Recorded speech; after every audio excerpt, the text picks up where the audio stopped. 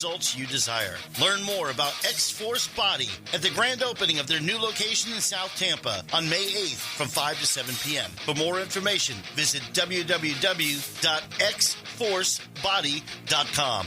Hi, this is Tiffany Warner, your host of Moments of Clarity. Living with a mental health disorder is not easy. If you or someone you know are struggling with this, please know it's so important to seek treatment, and I'm here to help. Please visit the website at momentsofclaritywithtiffany.com to view blog posts and resources on this site to help educate and inspire you to take action, because there's no shame in seeking help for mental health. While you're there, please take a few seconds to sign up for my email list. You'll get some extremely valuable educational and entertaining content that can be sent right to your inbox each week. Plus, you'll also get instant and free access to my guide on managing your anxiety. You can also follow me on Twitter at MOC with Tiffany and at Facebook at Tiffany Warner. And once again, the website is momentsofclaritywithtiffany.com. Thank you so much for your support and for listening to your show, because change can only come when we stand together as one.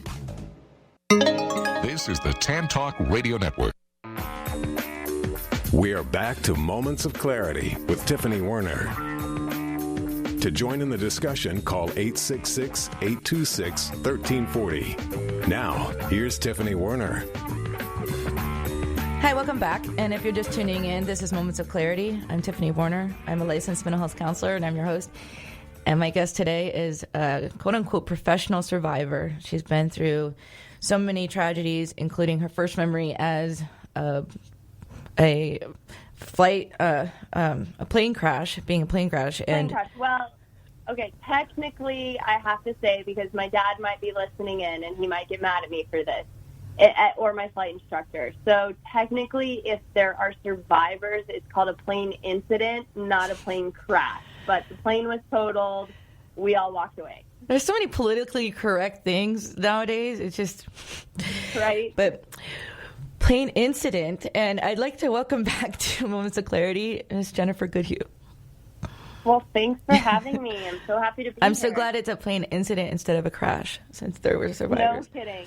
Right? Yay. Exactly. Okay, so I'm curious, are you guys all battening down the hatches there? Are you worried about the oncoming hurricane? Yeah, so for you guys listening, we're located in Florida, and there's a Category 4 hitting our way, so... hurricane. If you guys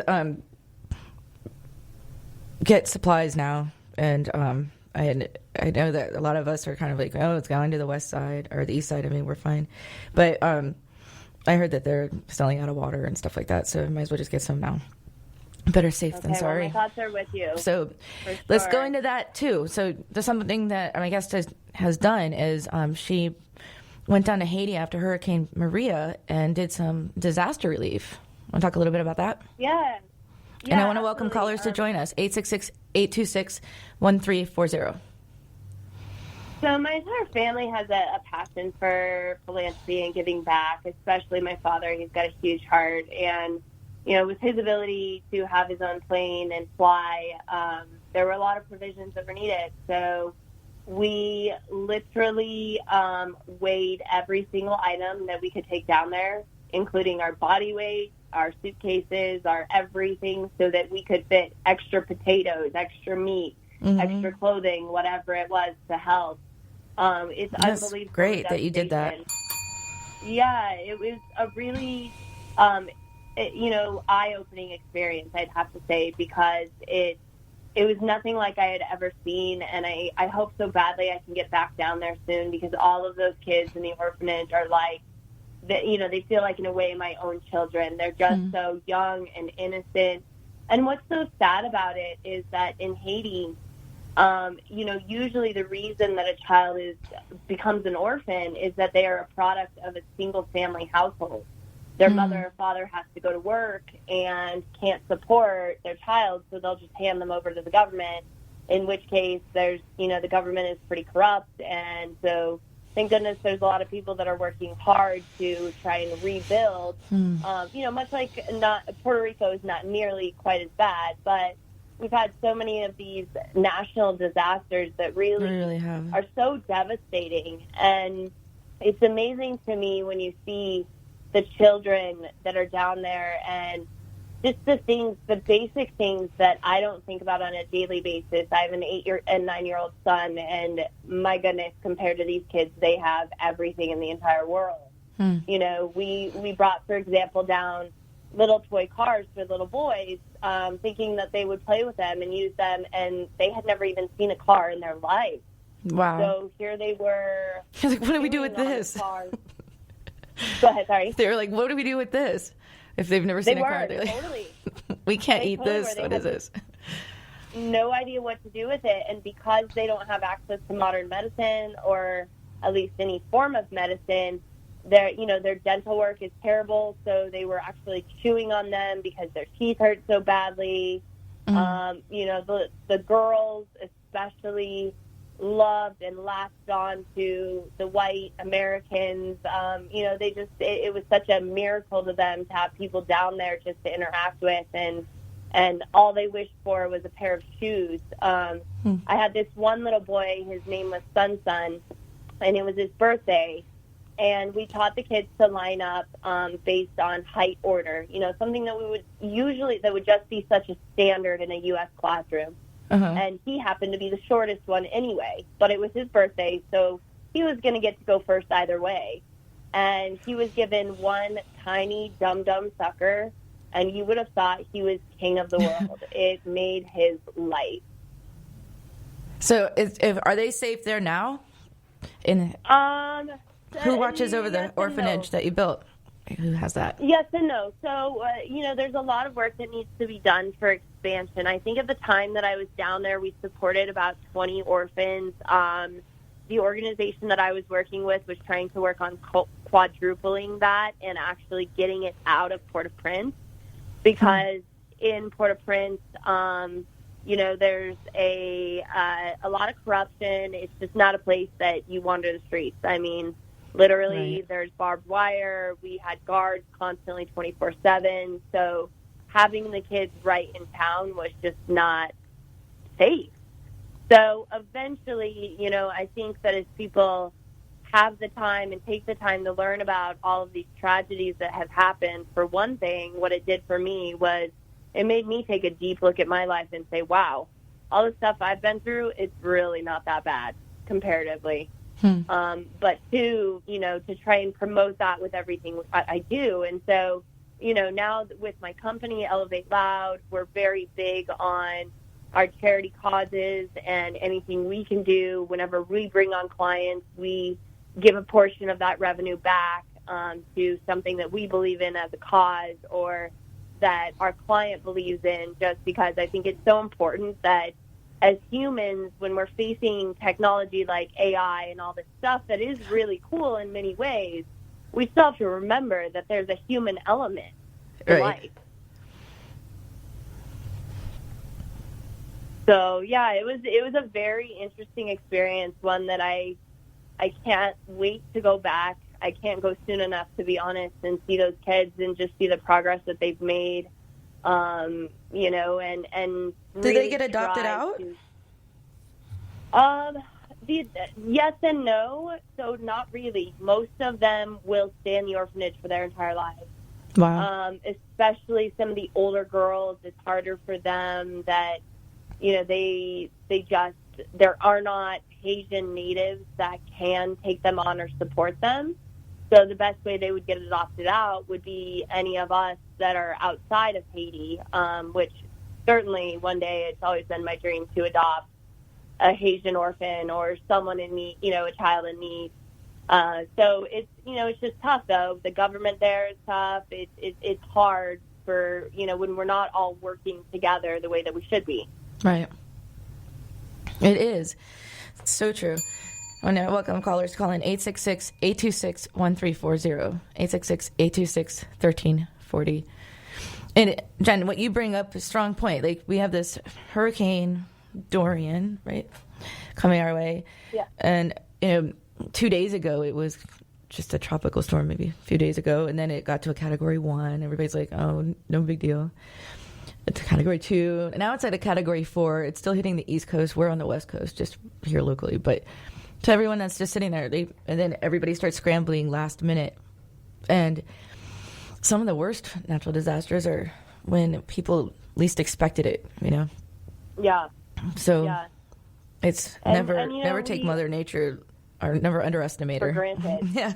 Exactly. You know, and we here in the United States, whether we agree on politics or whatever it is, it doesn't matter. We still have the right type of infrastructure. Mm-hmm. When you look at, you know, like Puerto Rico, for example, when they came back on the power grid, it essentially is put together with bubble gum and toothpicks. And so who knows what's going to happen there. And same thing with Haiti. You still see so much of the remnants of the hurricane that affected them and devastated them. And, you know, I just, that's why as much as I can, I'm only one person with one company right now, but want to make it my mission to grow my company as that being a big part of our core and our culture. So let's do that. Let's talk about Elevate Loud, right? Elevate Loud. Elevate, not Yep, past tense. Elevate Loud. Elevate Loud. So thank you. Yes. Interesting, I fell upon that brand. Actually, it was started back in 2009 with my ex-husband and another business partner. I was pregnant with my first son at the time and realized quickly that, you know, two men as partners plus a third wheel as a wife, it just wasn't going to work. And so I kind of quietly stepped back in the background. And then years later, they started to disagree on pretty much everything. They couldn't get along. My ex was really battling his alcoholism. In fact, we were trying to go through a business buyout the day that your ex that passed away, Dave? No, so this is a different one. This is the father of my children. He's still alive. He's still battling his addiction issues every day. I've had to learn some really strong boundaries around that to keep myself and my kids safe. It's such a tragedy because I know the man that once existed that could be there if he would actually address it head on. Right. But, so anyway, back to... Denial affects a lot of people. Oh, for sure. We started, you know, in the SEO game early on, realizing that it was such an important part of building websites that, you know, Google was here, had a presence, and you have to figure out how to ensure that your website is getting the presence that it deserves, but that it's truly a fully integrated marketing tactic. So my ex and his business partner were in the middle of a heated buyout. It wasn't going well, and my ex happened to get pneumonia, partially due to the alcoholism. He went on a ventilator for 21 days, and this is all during the business buyout. Of course, when you need him the most. Right. Our house went under contract the same day he went into the ICU. So here I am sitting, knowing that I have 30 days basically to figure out where to live while he's in the ICU on a ventilator.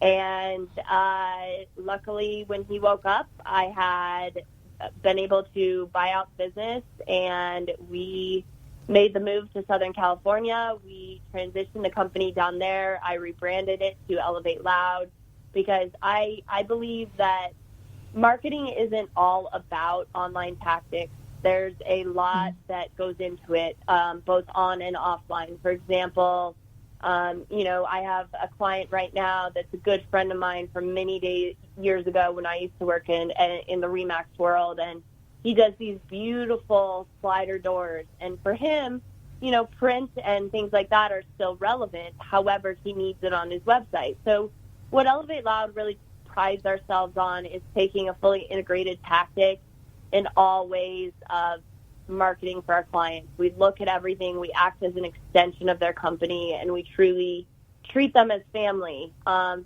that's been one of the biggest things that's also been hard for me, is that I've always been so driven and have this need to get to the top at some C-level executive of a big tech firm.